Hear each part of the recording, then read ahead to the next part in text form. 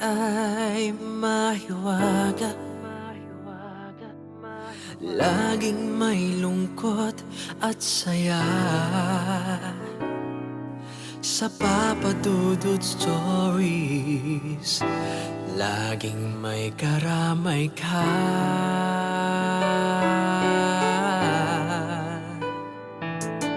Mga problemang kaibigan, dito ay pakikinggan ka. Sa Papa Dudut Stories, kami ay iyong kasama. Dito sa Papa Dudut Stories, ikaw ay hindi nag-iisa.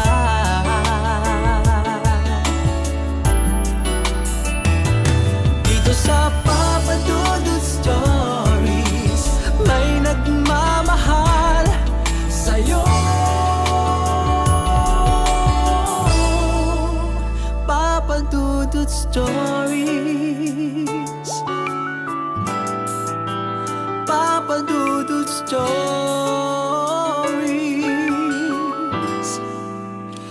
Papa Dudut Stories.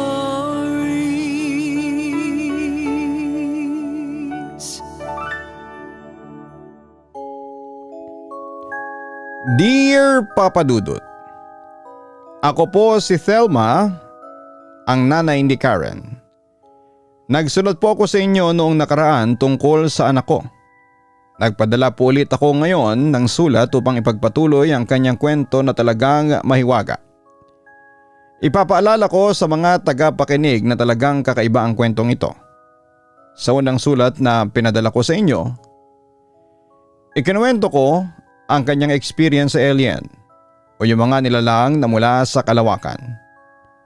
Nasilayan niya ang UFO at nakita rin ito ng kanyang asawa na si Alvin. Si Karen naman ay naranasang mabisita ng isang alien at saka siya dinala sa loob ng UFO. Dahil nakita rin ni Alvin ang UFO, ay naniwala siya sa experience ni Karen.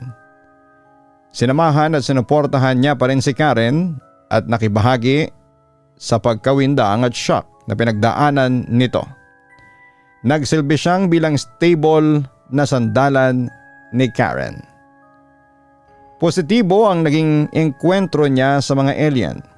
Palagi niyang sinasabi na nararamdaman niya ang matinding concern at pagmamahal sa kanya ng mga misteryosong nilalang na ito. Ngunit hindi pa rin matatanggi na malaki ang pinagbago niya mula nang naranasan niya ito. Dito siya namulat sa panibagong realidad. Hindi na siya kailanman naging katulad ng dati. Magmula ng kanyang UFO experience ay nabuksan ang kanyang third eye, kaya marami siyang naging karanasang mahirap ipaliwanag. Lumakas ang kanyang intuition o ang kanyang pakiramdam sa paligid. Kahit maglakad lamang siya sa labas ay naririnig niya sa kanyang isipan ang tungkol sa ibang tao. May karanasan sina Karen at Alvin noong nasa labas sila. Nasa kalye sila at patungo dapat sa mall. Mula sa paisa-isang tao sa kalsada ay napalapit sila sa maraming tao. Rinig ang masiglang ingay ng pangkaraniwan sa matataong lugar. Si Karen lamang ang hindi sumasabay sa ingay. Walang imik mula sa kanya. Tumingin si Alvin sa nobya niya. Nakita niyang hindi komportable ang itsura ni Karen. Bahagyang nakayuko ang katawan ni Karen. Nakadikit ang mga braso niya sa kanyang katawan na para bang giniginaw siya. May kaba rin sa kanyang mga mata. Alerto siyang nagmasid sa paligid. Nang hindi sinasadyang madaplisan siya. Nang dumara ang tao ay halos napatalon siya sa gulat. Kung ang naririnig lamang ni Alvin ay ang ingay ng mga tao sa kalsada. may naririnig pala si Karen na higit pa dito. Yung nakadaplis sa kanya ay isang lalaki. Malaksi ang paglalakad niya at mukhang hindi mapalakad or mapakali. Hindi niya napansin na natamaan niya ang braso ni Karen dahil sa pagmamadali. Nagmamadali siya dahil gusto na niyang makauwi kagad. Sa loob ng bag ng lalaki ay alam ni Karen na may gamot dito. At ito'y para sa bunso niyang anak na nilalagnat. Nakita ito ni Karen sa kanyang third eye. Sinundan ni Karen ang tingin itong lalaki hanggang sa pag-angkas nito sa jeep. Nakita niyang makakarating kaagad sa bahay nila ang lalaki at mapapainom ng gamot ang anak niya. Paano nalaman ni Karen ang mga tungkol sa lalaking ito? Sa harap nila ni Alvin ay may isang grupo ng mga teenager na nagtatawanan. Ang kasama nilang babae dito ay pilit yung tawa. Kahit nagbibiruan sila ay hindi ito naririnig nitong babae dahil sa isipan niya ay nasa eskwelahan pa. Nung araw na yon ay may nang-away sa babae doon sa eskwelahan nila. Narinig ni Karen yung sinabi sa kanya ng kaklase na bully. Hindi maganda yung mga sinabi niya. Naramdaman ni Karen na kumirot ang puso ng babae. Pagkatapos siya'y awayin. Habang nasa harapan ng bully ay nanigas ang katawan ng babae dahil sa sama ng loob. Ngunit hindi siya umimik sa takot na pahiyain pa siya lalo. Dinibdib na lamang niya ang ginawa sa kanya. Parang si Karen mismo ang nakaranas ng pinagdaanan nitong babae. Isang taong hindi niya kilala at ngayon lamang niya nakita. Habang kasama ang barkada niya ay ramdam ng babae na gusto niyang umiyak. Kaso pakiramdam niyang hindi niya ito maikukwento sa mga kasama niya. Nakisama na lamang siya at nagpanggap na masaya. Kinimkim niya ang kanyang emosyon. Pinili niyang pigilan ang mga luha niya. Pag-uwi niya ng bahay nila ay saka siya iiyak. Naputol ang senaryong pinanonood ni Karen nang kinausap siya ng katabi niya. "Babe?" tanong ni Alvin. "Ha? Bakit?" Pautal na sagot ni Karen. "Kanina ka pa nakatitig sa kawalan," sabi ni Alvin. "Wala halos ayos lang ako. Naingayan lang ako dito dahilan pa ni Karen. Tinignan siya ni Alvin nang may pag-aalala. Kaya ko to," sabi ni Karen sa sarili niya.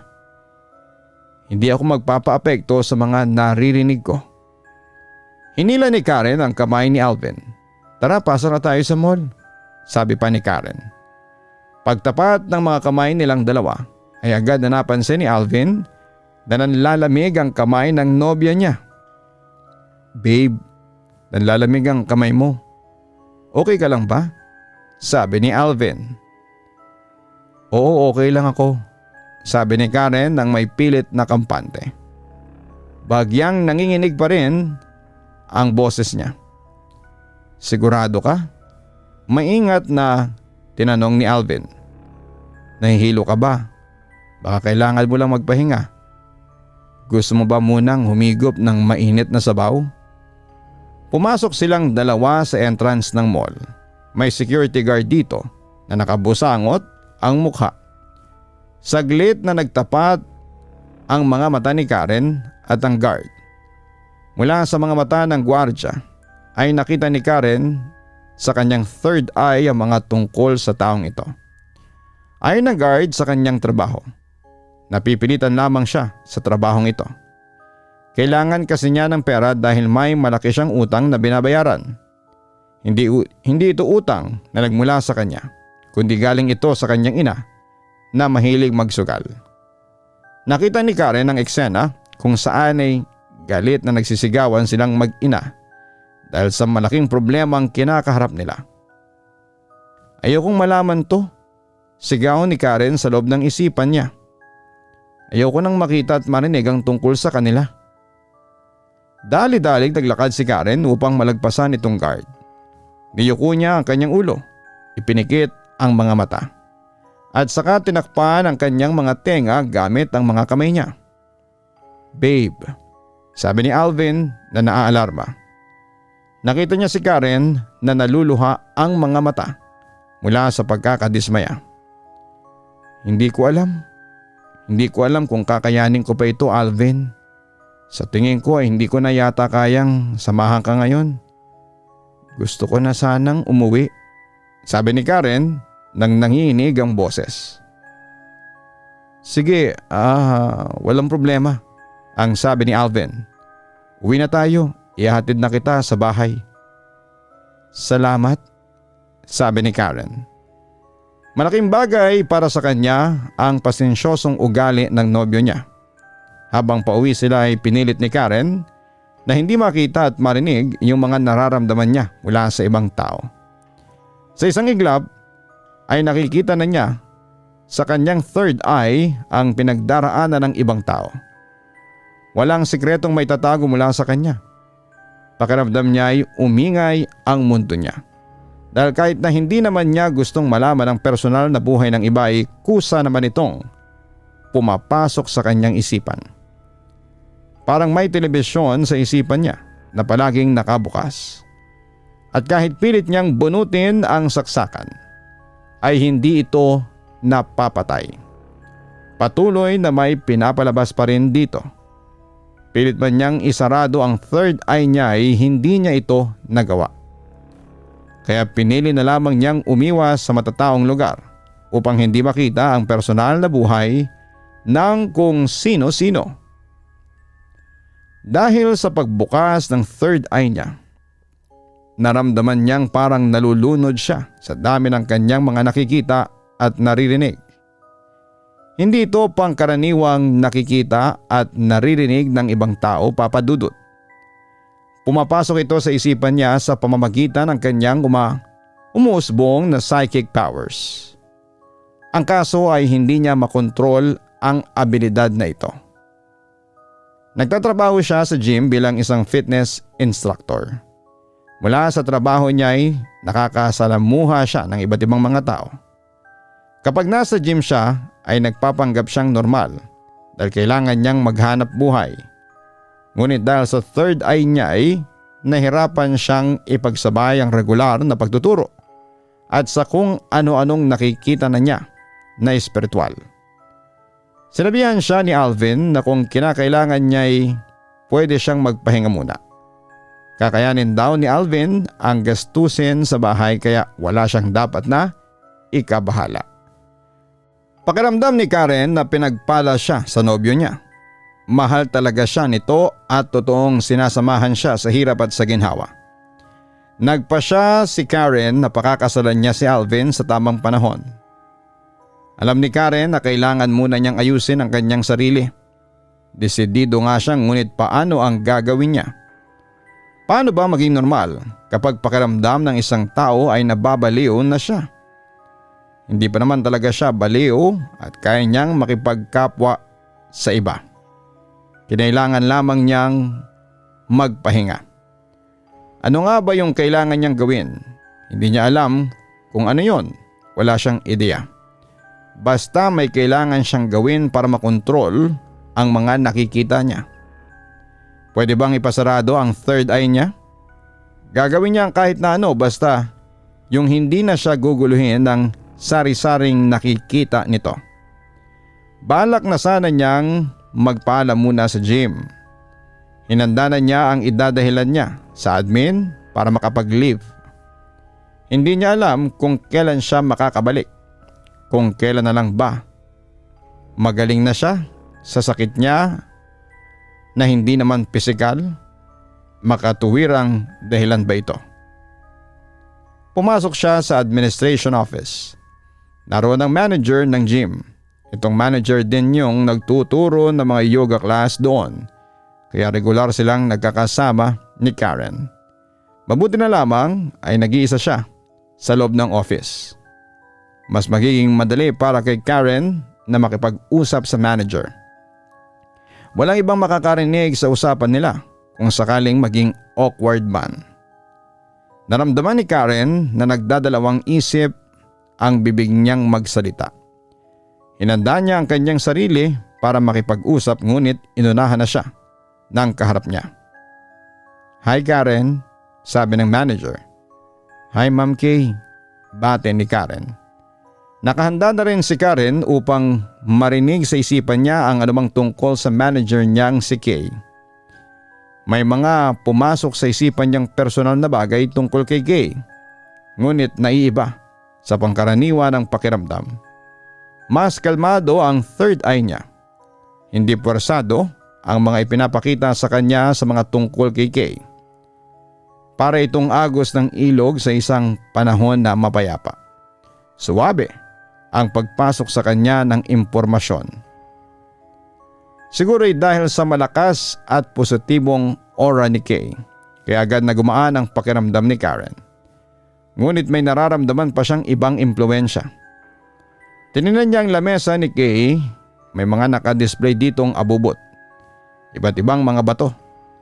Sari-saring kulay din ang mga ito. May red, yellow, green, blue, violet, kompleto na ang kulay ng baghari sa lamesa. Magaganda yung mga bato na magkakasama. Mukha silang mga makikintab na candy. Sila nga yung matatawag na eye candy, masarap tingnan sa mga mata. Meron pang nakalagay dito na naiiba sa mga makukulay na bato. Kulay gray ito at sulok ang hugis. Kasing laki ito ng isang pomelo. Makinang ang itsura nito. At may mga maliliit pang mga bato sa loob.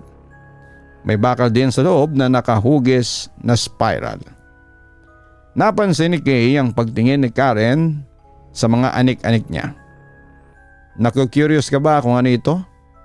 tanong ni Kay habang tinuturo niya ang mga hugis na tatsulok. "Isa itong organite pyramid. Gusto ko nito dahil kahit saan ko ito dalhin ay nagbibigay ito ng good vibes." Nadama ni Karen yung gaan sa feeling na walang pakiramdam niyang anxious o yung hindi siya mapakali. Mula sa walang humpay na ingay sa isipan niya, sa wakas ay nakaranas siya ng katahimikan.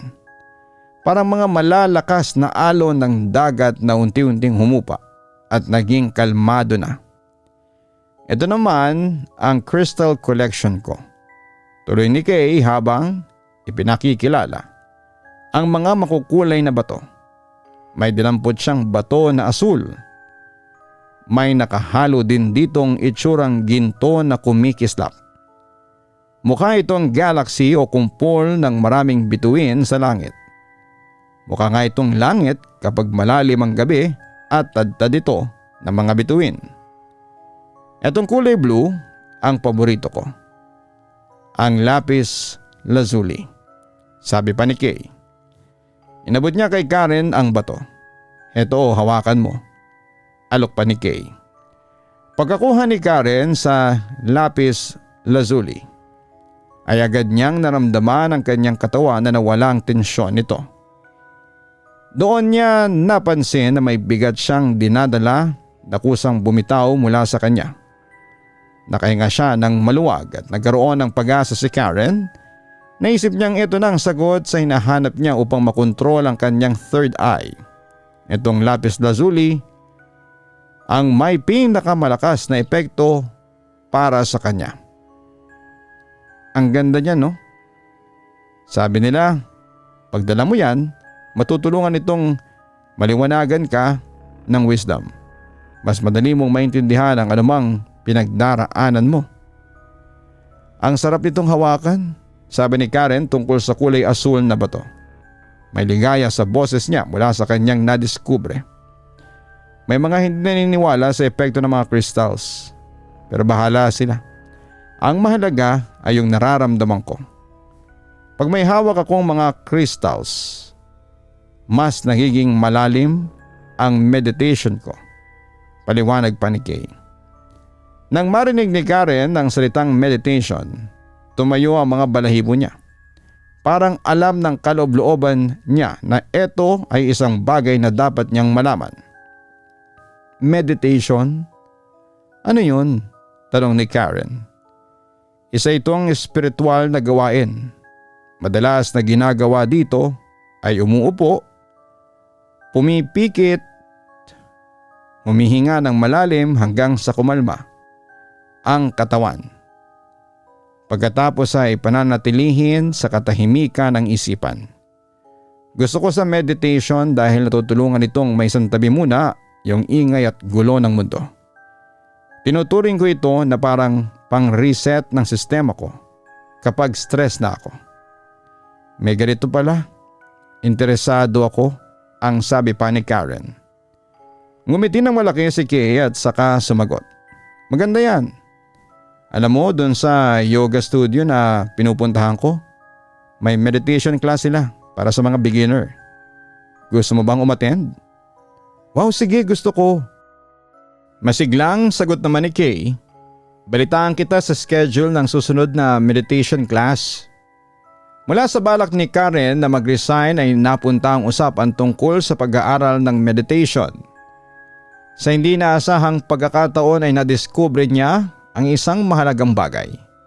Ito pala ay magkakaroon ng malaking ambag sa kanya. Nagsanay siya sa meditation hanggang sa natutunan niyang pakalmahin ang kanyang sarili. Dumating siya sa puntong hindi na siya kinakabahan tuwing makikihalubilo sa iba. Kahit papaano, ay nagawa niyang kontrolin ang pumasok sa kanyang psychic visions. Hindi man niya mapatay ang telebisyon sa isipan niya. Sa katagalan ay natutunan niya kung paanong pahinaan ang volume nito o kaya palitan ang channel na pinapanood niya. Tumuloy si Karen sa pagtuturo sa gym. Mula nang natuto siyang mag-meditation ay mas naging kampante siya sa pagharap sa maraming tao. Hindi na siya katulad ng dati na nasusobrahan sa ingay ng psychic visions niya. Nanatili siya sa trabaho dahil kailangan niya itong gawin upang mabuhay sa mundo, ngunit kakailanganin rin pala siya ng mga makakasalamuha niya. Nasa isang silid ng gym si Karen kasamang isang dosenang babae. Sa wakas ay huminto na ang beats ng music na pinapatugtog. Katatapos lamang nilang sumayaw ng Zumba. Rinig ang paghingal ng mga naroon mula sa matinding exercise. Salamat sa pag-attend. See you next week, sigaw ni Karen. Paisa-isang umalis ang mga naroon. May naiwan sa kanila na isang babaeng nakasuot ng kulay gray na top. Mas mabagal siyang kumilos kumpara sa iba na parang sinasadya niyang patagalin ang pag-alis. Naramdaman kaagad ni Karen na maganda kung makausap niya ito. Palis na sana ang babae kaya tinawag kaagad siya ni Karen. Ate G, tawag ni Karen. Ang nakasuot ng gray ay lumingon sa kanya. Binigyan siya ng ngiti ni Karen. Coach Karen, sagot ni G. Nginitian din niya si Karen, ngunit ang ngiti niya ay hindi umabot sa kanyang mga mata. Alam kaagad ni Karen na may pinagdadaanan si G sa pamilya nito. Kumusta yung sayaw natin ngayon, parang hindi ka yata pinawisan. Bungad ni Karen na may halong biro. Nako, sobra kaya yung pawis ko. Ang sarap nga sa feeling eh. Pakiramdam ko nga eh. Abot na sa 1 litro yung tumagaktak na pawis mula sa katawan ko. Ang sabi ni G habang natatawa. Ayos yung sayo natin ngayon, workout talaga. Pag uwi ko nito ay siguradong makakatulog na ako. Ganon, sabi ni Karen na interesado. Alam na niya ang dahilan kung bakit gusto ni G na makatulog kaagad pagka uwi. Ngunit tinanong pa rin niya. Bakit naman? Ewan ko ba, nahihirapan akong matulog minsan eh. Pag wala ako dito sa gym, nasa bahay lang ako. Alam mo naman ang buhay ng stay at home mom. Buong araw nag-aasikaso ka lang sa bahay. Nakakapagod din yung umasikaso, no? Ang sabi pa ni Karen. Oo naman, sagot ni G. Naramdaman niyang pumapalagay ang loob niya kay Karen. Ayos lang sana kung kami-kami lang ng asawa ko at mga anak namin, kaso natigil siya sa pagsasalita. Naramdaman ni Karen na may nakakaaway si G sa kanilang bahay. May kasama pa ba kayong ibang tao? Tanong ni Karen. Oo, yung biyanan ko, sagot ni G. Magkasundo ba kayo? Tanong ni Karen. Hay, buntong hininga ni G. Maganda sana kung ganun, kaso simula nung nagsama kami ng biyanan ko sa isang bubong, di na kagaya ng dati na tahimik ang buhay ko. Ngayon nakaka-stress na. Alam mo, feeling ko ang bibigat pala ng mga paa ko tuwing uuwi. Maraming beses na ayoko nang bumalik sa bahay. May alitan ba kayo ng biyanan mo? O sisa pa ni Karen. Alam mo yung pagharap niya ako akala mo ang bait niya. Tatanungin ako kung nagugutom na ako. Tapos aalukin ako ng pagkain. Akala mo talaga concerned sa akin. Pero kapag nakatalikod ako, ang dami na niyang sinasabi. Laging may dakdak, may puna sa akin. Lahat na lang ng ginagawa ko ay mali para sa kanya. Kaya na lang lagi na kaming nagkakasagutan ng mister ko dahil sa mga sulsol ng mama niya tungkol sa akin, ang sabi pa ni G. Nakaramdam si G ng pagtataka sa sarili na ang bilis niyang naka-open up sa gym instructor. Naging komportable kagad siya dahil ramdam niyang hindi siya huhusgahan nito. Nakita ni Karen sa third eye niya ang biyanan. Masama ang loob ng biyanan dahil pakiramdam niya na ang mister ni G ang sumasalo sa lahat ng gastusin sa bahay. Iniisip niyang sinasadya ni G na magpakasarap sa buhay habang nag-iisang maghanap buhay ang mister. Naramdaman niyang hindi naman masama ang intensyon ng biyanan sa kanya. Hindi lamang niya masabi ng harapan kay G ang hinanakit niya. Ilang taon na ang mga anak ninyo? Tanong pa ni Karen. Yung isa 10 years old, yung isa naman ay 14, sagot ni G.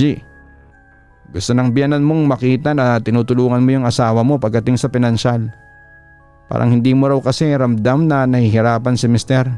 Magandang makatayo ka sa sarili mong paa. Hindi yung pati ikaw ay umaasa sa kanya. Magandang magkaroon ka ng sarili mong income.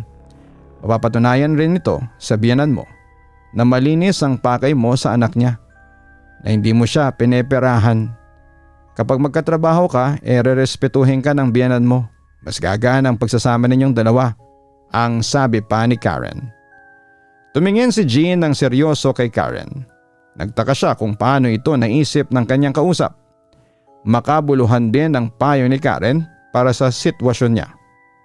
Handa ang biyanan mo na asikasuhin ang mga anak ninyo para hindi mo na ito problemahin. Sa tingin niya malalaki naman na ang mga bata at dapat na ring matutong kumilos ng gawaing bahay. Hindi na yung ikaw na lang ang gumagawa ng lahat ng iyon. Paliwanag pa ni Karen. May punto ka, sagot ni G.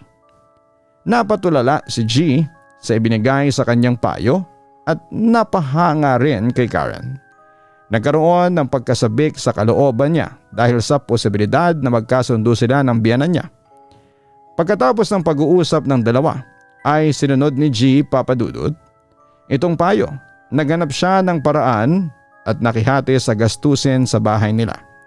Sa huli binalita niyang mas umayos nga ang pagsasama nila sa pamilya. Marami pang natulungang mga tao si Karen sa pamamagitan ng pakikipag-usap sa kanila. Nakapagbibigay siya ng mga payon na akma sa sitwasyon nila at naliwanagan sila sa maaari nilang gawin. Natutunan ni Karen na pwede palang gamitin ang intuition upang makatulong sa iba.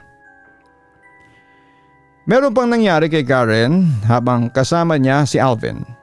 Nasa sala sila noon at nasa harapan ng TV nung dinalaw sila ng mga hindi pang karaniwang bisita. Ha ha ha ha. Laugh trip. Tawang-tawa ko dun ah. Ang galing magpatawa tong komedyante no? Ang sabi pa ni Alvin. Akala ni Alvin na silang dalawa pa yung nanonood ng TV. Ngunit siya na lang pala yung nakasubaybay. Katabi niya si Karen ngunit hindi nito pinapansin yung nasa palabas. Nakita mo ba yon, Karen? Karen babe, huy. Tawag pa ni Alvin. Walang imik mula kay Karen. Nakatulala pala siya sa kawalan. "Uy!" muling tawag ni Alvin. Ang tanging tunog lamang sa sala nila ay ang mga commercial sa TV. "Hello? Hello, calling Miss Karen, hello? Tao po." Pabirong hirit pa ni Alvin. Winawagayway niya ang kanyang palad sa harapan ng mukha ni Karen upang tingnan kung aalma ito kasi wala itong naging reaksyon. Nanatiling nakatulala si Karen, nakatitig siya sa pader. Yung buong atensyon niya ay naroon. Ito pala yung hindi pangkaraniwang nakikita ng ibang tao. "Anong tinitingnan mo?" tanong ni Alvin at saka siya lumingon-lingon. Sa punto de vista niya ay silang dalawa lamang ni Karen ang naroon. Si Karen naman ay may nakikita na palang mga kaluluwa. "Narito sila," bulong pa ni Karen.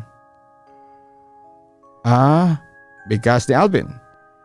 Wala siyang masabi kaya nanatiling nakanganga ang bibig niya. "Narito ang sino?" "Yung mga alien, nandito sila ngayon kasama tayo," paliwanag pa ni Karen. Nanigas si Alvin at hindi siya kumibo. Pinatay niya ang telebisyon upang matutukan ang sinasabi ni Karen. "Nakatingin ba sila sa atin ngayon?"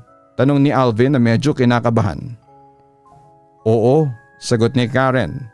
Ngumiti siya sa mukha ni Alvin na naging maasim. "Nakamasid sila sa atin." Ganun ba?" Bitaw na salita ni Alvin na halatang naiilang siya. Naramdaman niyang lumamig ang kanyang palad. Lumingon siya at sumenyas ng kamay sa paligid ng sala. Pakiramdam niya ay para siyang ewan dahil mukhang kumakaway lamang siya sa hangin. Hindi niya nakikita ang kausap niya. "Huwag ka raw matakot sa kanila," kalmadong sabi pa ni Karen. "Ano kasi, sagot ni Alvin at saka bumulong ng kaunti. Naakala naman niya ay hindi siya naririnig ng mga alien. "Paano nila nalaman na natatakot ako?" "Bukod sa halata naman na nauutal kang nagsasalita dyan, nababasa rin nila ang isipan mo." Naalala ni Alvin ang mga nakakahiyang bagay na ginawa niya sa buong buhay niya. Yung mga tipong ayaw niyang may makakaalam na kung sino man. Naisip niyang sana ay hindi ito makarating kahit sa mga alien. Meron bang bagay na hindi nakakarating sa kanila? Halimbawa yung mga kalokohan ko. Nakakahiya naman kung malaman pa nila, ang sabi pa ni Alvin. Yung totoo, wala. Alam na nilang lahat ang tungkol sa iyo. Sagot ni Karen at tila para sa kanya'y natural lamang ito. Nanlumo ang mukha ni Alvin. Pero hindi ka naman nila hinuhusgahan. Malit na bagay lang yon para sa kanila. Ang nakikita nila ay yung nilalaman ng puso mo. Paliwanag pa ni Karen. Siyempre naiilang pa rin ako, ang sabi ni Alvin habang kinikis-kis ang batok niya sa hiya. Sabi nila na gusto ka raw nila, maganda raw ang aura mo. Gusto nila yung mga nagagawa mong magpatawa kahit ano pa yung pinagdaraanan mo. Bagay daw sa yung maging komedyante kagaya ng pinapanood mo sa TV, ang sabi pa ni Karen. Ganun ba? Gulat na nasabi ni Alvin. Hindi niya namalayan na namula na ang mukha niya. Maraming salamat po sa inyo mga alien. Hinanap niya ang mga pumuri sa kanya. Saan ba ako titingin? Nasaan nga ba kayo? Natawa tuloy si Karen. Nakita rin niyang kuminang ang liwanag na nakapalibot sa mga alien. Natuwa rin sila. Baka naman pwede mong ilarawan sa akin yung mga itsura nila para ma-imagine ko kung ano yung nakikita mo. Pakiusap pa ni Alvin. Bale 5 nilalang sila, sagot pa ni Karen. Sabi ni Alvin. 3 lalaki at 2 babae. Kamukha lang nila tayong mga tao. Alam mo napakaganda nilang lahat. Daig pa ang artista. Ang gagarbo ng mga suot nila. Puno ng detalyadong pattern na ginintuan. Maliliwanag din sila, talagang nakakasilaw. Parang tumitingin ako sa araw. Tuloy pa ni Karen. Nakita ko na sila noon. Palagi nila akong dinadalaw, silang 5. Pang ilang beses mo na pala silang nakita. Ba't ka naman nila dinadalaw? Tanong pa ni Alvin. Gusto nilang maalala ko palagi na nandyan sila. Sagot pa ni Karen. Naalala ni Karen yung dinala siya ng mga aliens sa loob ng kanilang UFO. Nakita niya mula sa kalawakan ng planetang Earth. Sinabi sa kanya na panahon na upang magising sa katotohanan ng sangkatauhan. Ipinakita rin sa kanya ang iba't ibang bahagi ng universe. Sari-sari ang mga klase ng buhay na naririto. Magaganda sa mga lugar na ito parang sa Earth kapag pinanatili ang linis ng kalikasan. May mga tao rin sa iba't ibang planeta. Marami sila. Napakarami pa. Ang totoo hindi tayo nag-iisa sa Earth. Hinihintay nilang makilala natin sila. Ang mga kapatid natin sa ibang planeta. Sabi pa ni Karen. Kung gusto nilang makilala natin sila ba't di sila magpakita ngayon? Ibig kong sabihin sa physical, ang sabi pa ni Alvin. Sabi nila na naiiba raw kasi yung mundo natin. Hindi pa raw handa ang mga tao sa kanila. Maraming takot sa kanila. Pwede silang saktan ng mga tao. Hinihintay nilang maging mabusilak ang puso't isipan nating lahat bago sila magpakita sa atin. Salita pa ni Karen. Naisip ni Alvin na pagkakataon ito upang makapagtanong sa mga alien. Si Karen yung sasagot sa tanong niya na parang alien interpreter ito. Matagal na ako may tanong sa isipan ko baka masagot nila ako. Ang sabi pa ni Alvin. Ano yun? Tanong ni Karen. May natatanging dahilan ba kung bakit ikaw yung nakarating sa UFO nila? Kasi ako hindi ko naman yun naranasan Magkasama naman tayo nun. Ibig kong sabihin sa lahat ng tao sa mundo, bakit ikaw? Bakit ikaw yung dinala nila sa UFO? Anong nakikita nila sa iyo? Tanong ni Alvin at naging seryoso ang mukha niya. Di kaya pinili ka nila? Tuloy pa ni Alvin. Pinili ba nila ako? Sagot ni Karen na tanong na rin niya sa sarili niya. Lumingon siya at tiningnan ang mga kaluluwa ng 5 alien. Nakangiti sila sa kanya ngunit hindi nila sinagot ang tanong. Sa kabila nito may positibong pakiramdam si Karen na parang sa loob niya alam na niya ang sagot dito. Hindi ko alam sabi niya kay Alvin.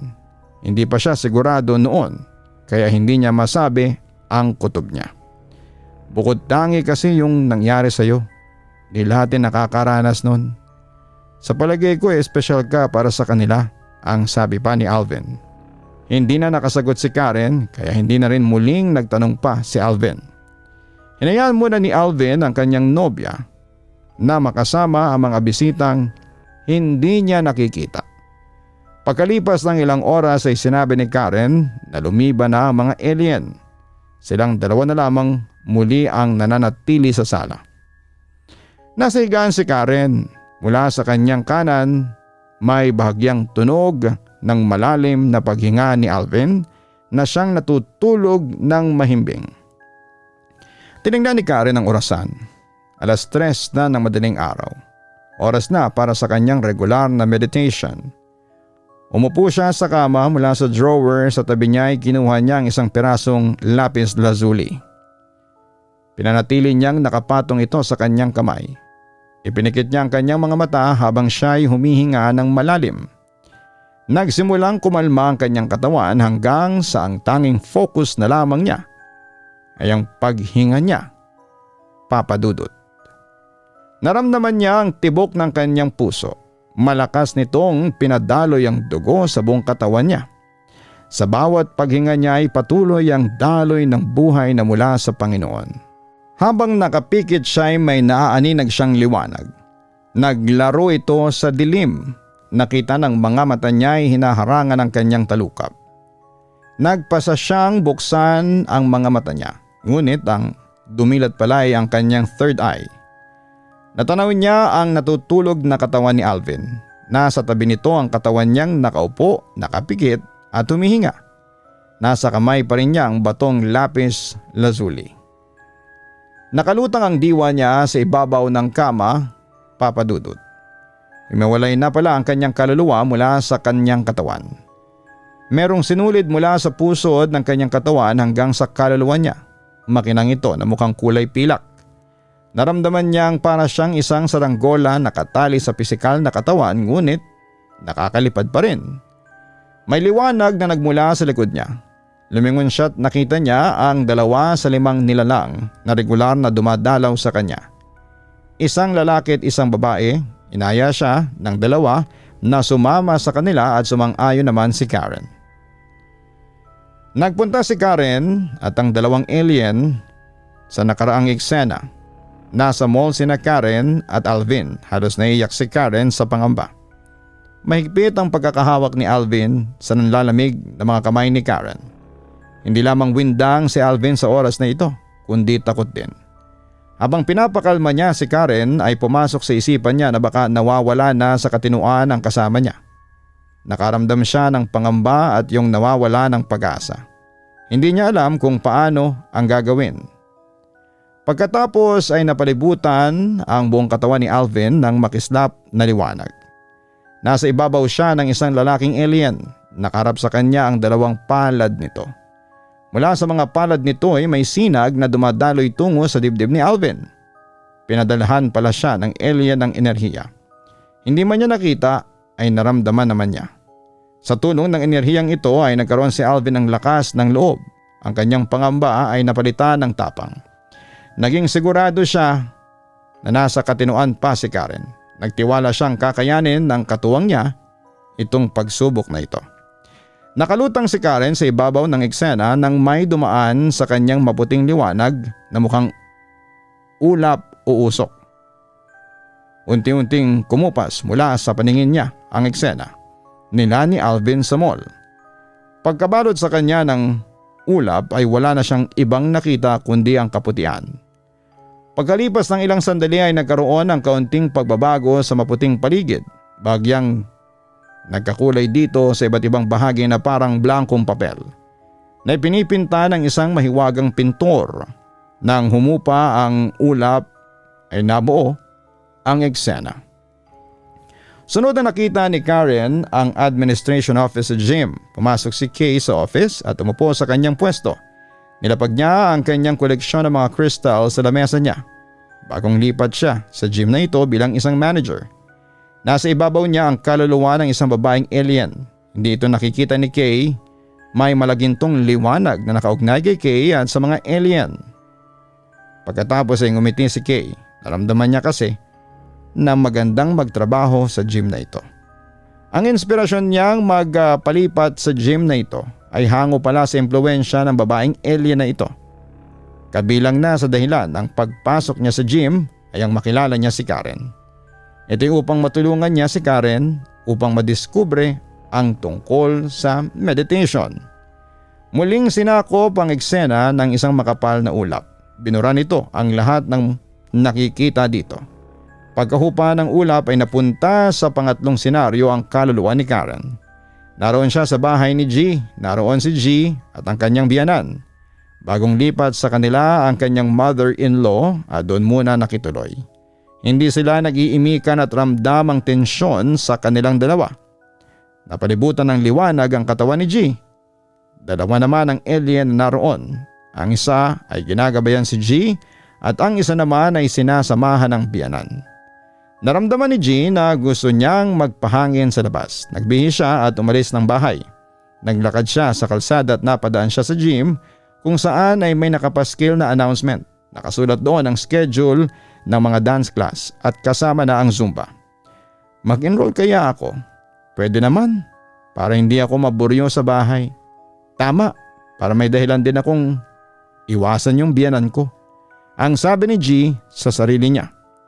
Pumasok siya sa gym at nagpalista para sa Zumba. Ang pinasukan niyang dance class ay yung hawak ni Karen. Pagkakita nilang dalawa ay doon na sila nagkausap. Doon na napayuhan ni Karen si G. Nakita ni Karen na nagkaroon siya ng impluwensya kay G.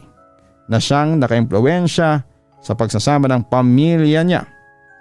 Dahil naging mapayapa ang pamamahay nila ay nagkaroon ito ng positibong epekto sa kanilang lahat. Mas madaling napakisamahan ng mga anak niya ang kanilang mga kaklase sa eskwelahan. Ang mister naman niya ay hindi na nagpapaka-stress sa trabaho dahil siya ay naging masaya.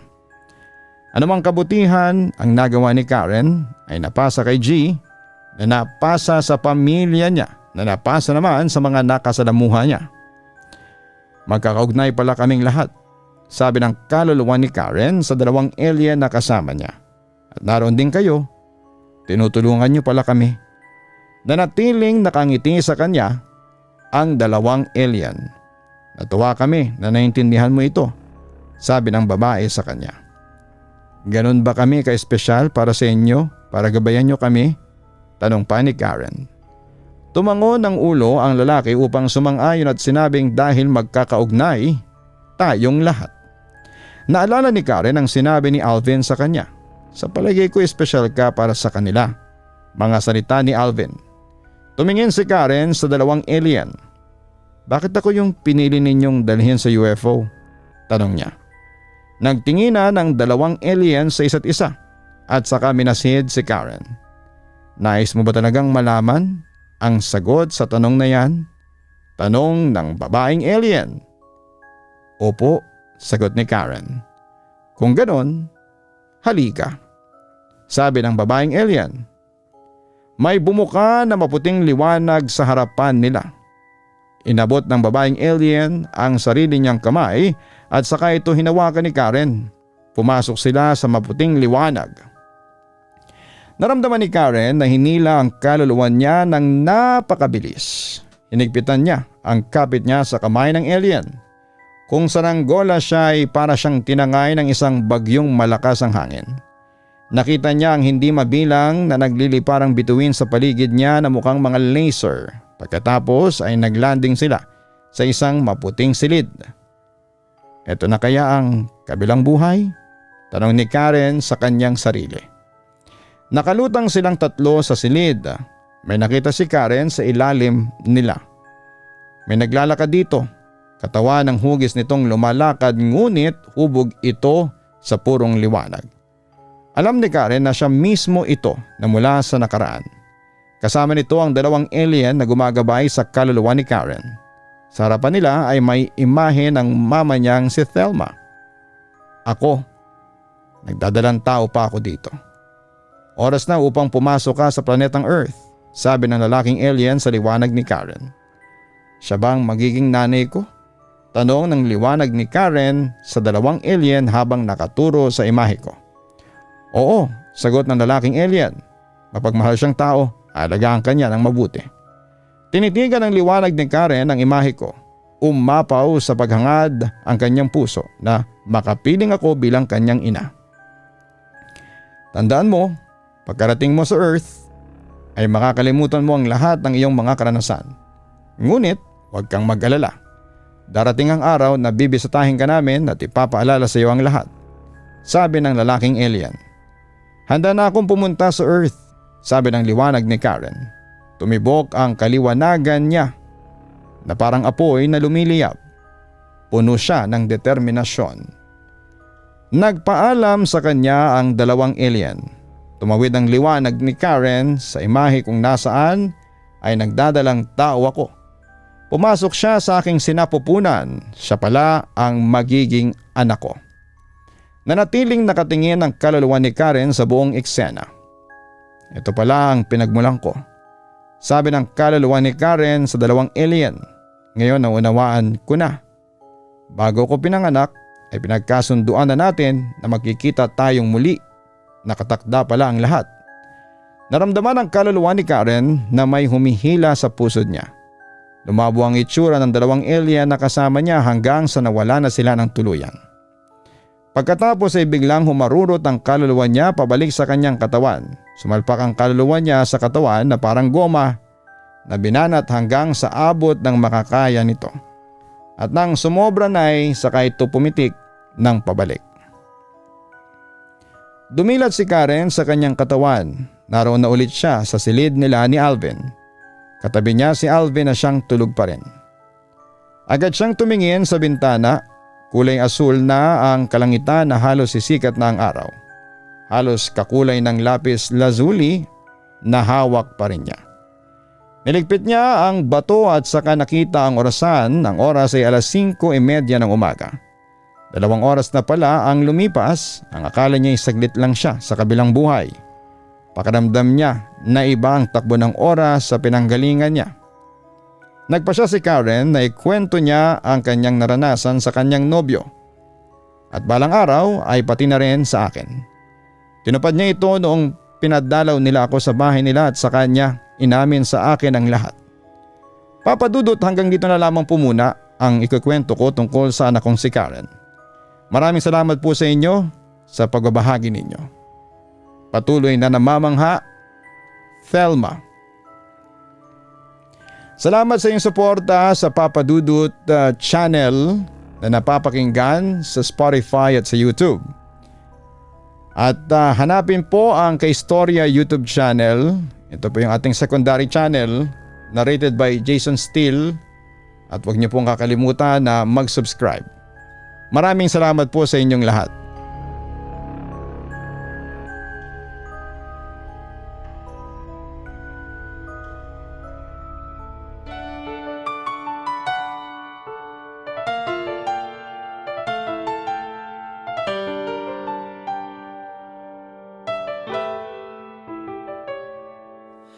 Ang buhay ay mahiwaga,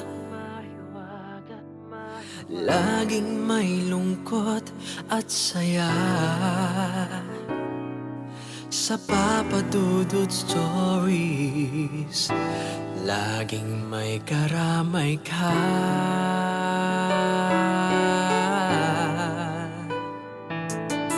Mga problemang kay bigat, dito ay pakikinggan ka. Sa Papa Dudut Stories, kami ay iyong kasama. Dito sa Papa Dudut Stories, ikaw ay hindi nag-iisa.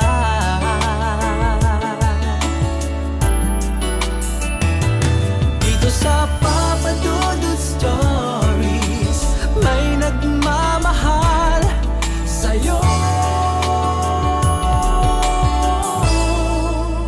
Papa Dudut Stories, Papa Dudut Stories,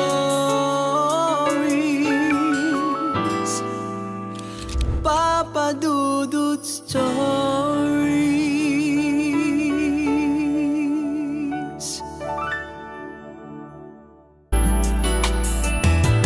Dito sa Papa Dudut Stories, may nagmamahal sa'yo. Papa Dudut Stories, Papa Dudut Stories. Hello mga ka-online, si Papa Dudut po ito. Nag-enjoy ka ba sa ating kwento ngayong araw? Huwag kalimutan na i-share, mag-like at mag-subscribe. Maraming salamat po.